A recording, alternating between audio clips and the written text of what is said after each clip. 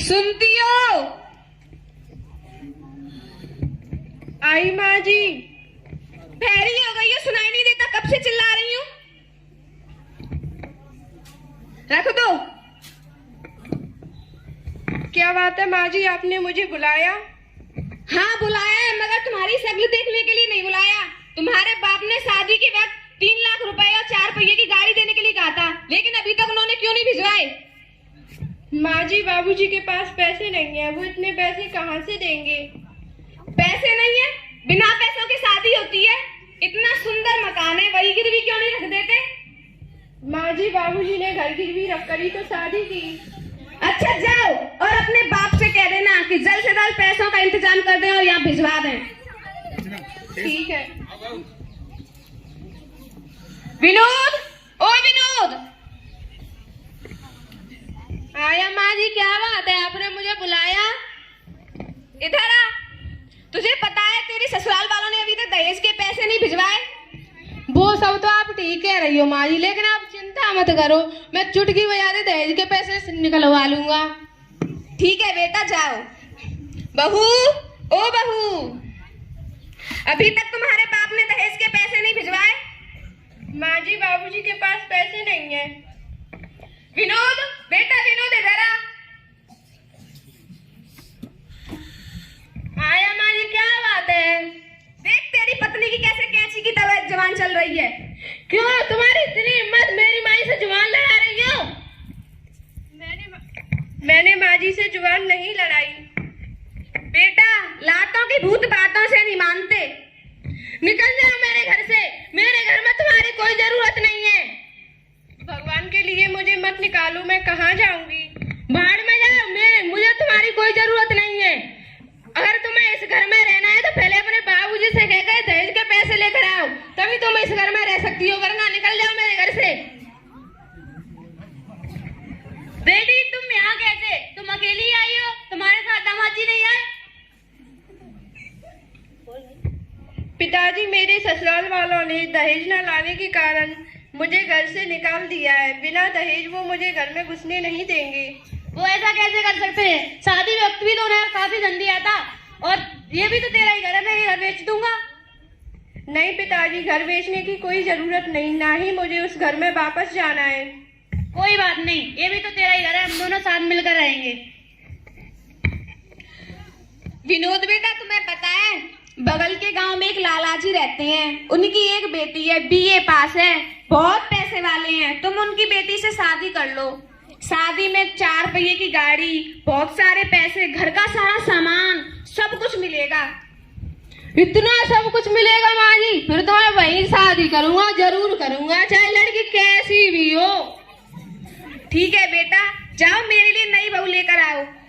जी माँ जी, लाता हूँ।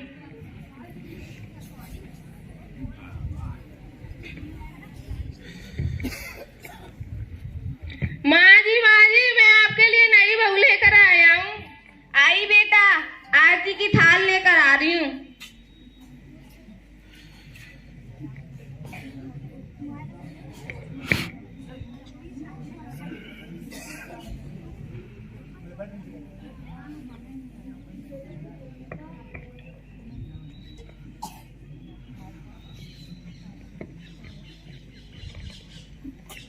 माँ जी के पैर छुओ। पैर? मैं नहीं छूंगी, माई फुट। कोई बात नहीं बेटा, अभी बहू नई है, सीख जाएगी, रहेगी तो। जी माँ जी। माँ जी, कहाँ हो आप? क्या है बहू? मेरे लिए कोल्ड ड्रिंक ले आना, प्यास लगी है मुझे। ये क्या होती है? वही जो मेरे डैडी ने दी थी, रखिए उसी में से ले आओ। अच्छा, लाती हूँ।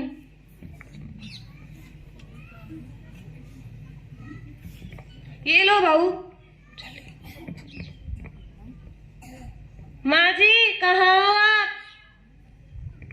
आई बहू। क्या बात है बहू? देखो ना मेरा कमरा कितना गंदा पड़ा है, इसमें झाड़ू लगा देना प्लीज। लेकिन ये तो तुम्हारा काम है ना, तुम करो, मैं क्यों करूंगी? मैंने अपने डैडी के घर कभी भी झाड़ू नहीं लगाया, इतने सारे नौकर चल रहते हैं, मैं यहाँ पे झाड़ू लगाऊंगी? मेरे डैडी ने यहाँ पे झाड़ू लगाने भेजा है मुझे। ठीक है बेटा।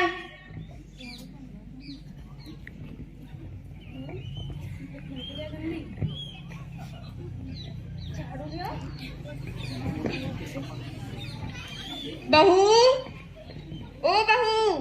हाँ माँ जी। मैं क्यों करूंगी ये झाड़ू वाड़ू, तुम करो।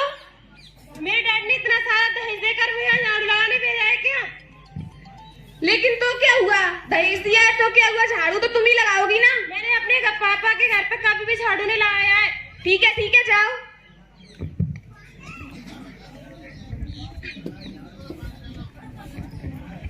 माँ जी ये सब आप क्या कर रही हो?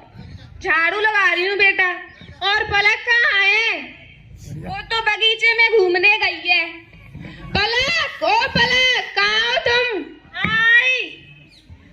माँ जी यहाँ झाड़ू लगा रही हो, तुम बगीचे में घूम रही हो, ये सब काम तो तुम्हारा है ना? मेरे डैड ने इतना सारा दहेज देकर मुझे झाड़ू लगाने भेजा है। मैं जो चाहूँ आपसे करवा सकती हूँ, हट जाओ मेरे रास्ते से। ये माँ जी कितने खड़ी है? माँ जी, ओ माँ जी। हाँ बहू।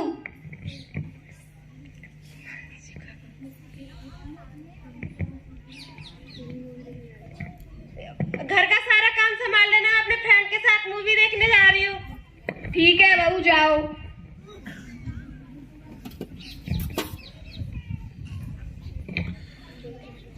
माँ जी इससे अच्छी तो मेरी पहली पत्नी थी। तुम बिल्कुल सही कह रहे हो बेटा, कम से कम मुझे काम तो नहीं करना पड़ता था। अब मैं क्या करूं, मेरे तो कर्म ही बेकार हैं। माँ जी ये सब आपके कारण ही तो हुआ है, अब आप पछता रही हो। क्या करूं बेटा मैं अब मैं जीवन में कभी भी दहेज के बारे में बात नहीं करूंगी, मुझे माफ कर दे और मुझे मेरी पहली वाली बहू के पास ले चल। जी माँ जी, अगर वो नहीं आई तो? मैं उसे मना लूंगी। जी माँ जी, चलते हैं।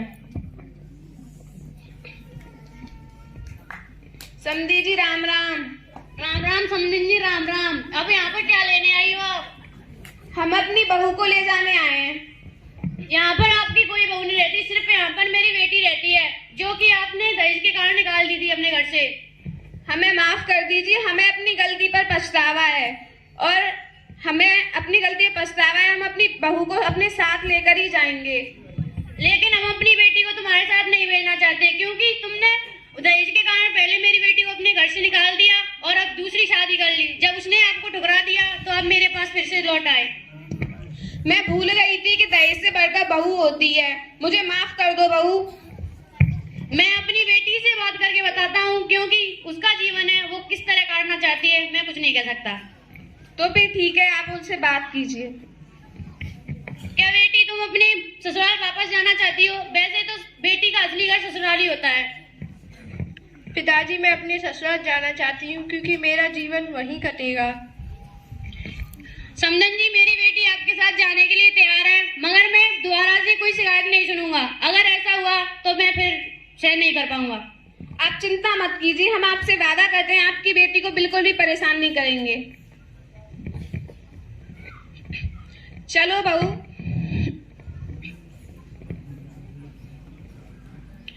उन दहेज के ठेकेदारों के लिए मैं एक पंक्ति गाना चाहती हूँ। ओ दहेज के ठेकेदारों, तुम्हें अकल कब आएगी? ये दहेज की बीमारी भारत से किस दिन जाएगी? लड़कों का भी हुआ प्रमोशन, मांगे ये सिस्टम, कहते हैं हमें दहेज चाहिए, ना देने पर लड़ते हैं। रोग असाध्य है दहेज का, घर घर इसका भोगी है। ओ दहेज के ठेकेदारों, तुम्हें अकल कब आएगी? ये दहेज की बीमारी भारत से किस दिन जाएगी? धन्यवाद। आप सभी से निवेदन है कि अपने जीवन में ना कभी दहेज ले और ना दे, क्योंकि लेने वालों का मेरी तरह हाल होगा और जो दहेज देते हैं उनकी बेटियां कभी अपने ससुराल में सम्मान का पात्र नहीं बन पाएंगी, क्योंकि उनके सर पर दहेज का गुरूर चढ़ा रहता है। अतः हमें इस नाटक से यह शिक्षा मिलती है कि दहेज लेना और देना अपराध एवं पाप है, जो उस लड़की के साथ साथ दो परिवारों को बर्बाद कर देता है। तालियों से स्वागत